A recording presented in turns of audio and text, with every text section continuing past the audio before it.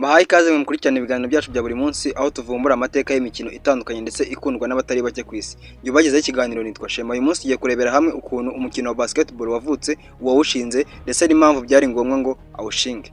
Guhaye ikaze, iyi ngiyi ni The Shema TV. Umukino wa basketball washinzwe mu mwaka w'1991 ushingwa muri Leta Zunze Ubumwe za Amerika. Uwawushinze yitwaga Dr. James Naismith, wari umwarimu w'imyitozo ngororamubiri mu kigo cy'ishuri cyitwaga Springfield College, yari iherereye muri Massachusetts. Icyo gihe mu gihe cy'ubukonje bwinshi bwa winter, abanyeshuri batashoboraga gukina imikino yo hanze nka baseball cyangwa football, bityo Dr. James Naismith yashakaga umukino bashobora gukina mu nzu utabatera imvune ariko ukabafasha kugumana imbaraga no kwidagadura. Yatekereje ku mukino ushishikaje wakinirwa imbere mu nzu udakeneye ibikoresho byinshi.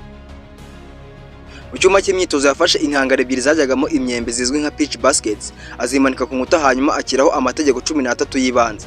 Abanyeshuri bagomba kujugunya umupira muri izo nkangara, niho izina basketball ryaturutse.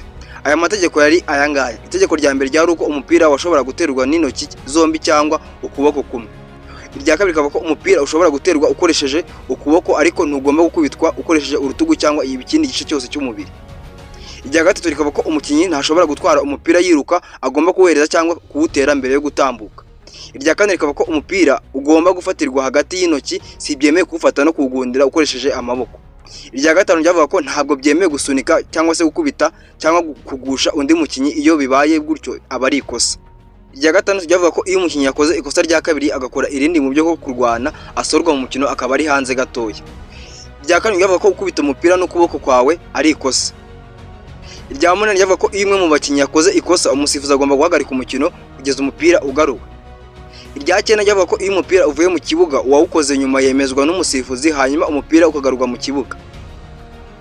Irya cumi ryavuga ko umusifuzi mukuru afite ububasha bwo guhana amakosa yose, gutanga ibihano no kugenzura abakinnyi. Irya 11 ryavuga ko undi musifuzi ashinzwe kureba imipira yagiye hanze igihe umukino utangireho no kugenzura ibipimo byo mu kibuga. Irya 12 ryavuga ko igihe umukino wagombaga kumara cyari iminota 30. Igice cya mbere cyagomba kumara iminota 15, icya kabiri kikamara nacyo iminota 15. Noneho hagati y'ibyo bice bibiri hagacamo iminota 5 y'akaruhuko.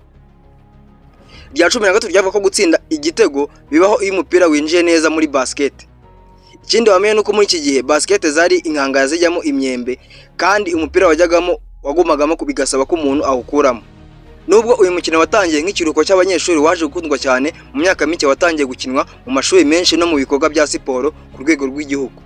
Mu mwaka w'1936 basketball yabaye umukino mpuzamahanga wemewe mu mikino ya Olympic, kandi kuva ubwo wagerageje kwinjira ku isi yose kugeza ubwo dufite ibihugu byinshi birimo uyu mukino ndetse bifite amakipe akomeye kandi akina neza. Basketball yavutse kubera ubushake bwo gukora imikino uhuza abantu, utanga ibyishimo kandi utuma umubiri ukora. Kuri uyu munsi umwe mu mukino ikurikirwa cyane ku isi. Gushimiye wadukurikiranye. Iyi ngiyi ni The Shema TV, wibuke gukora subscribe.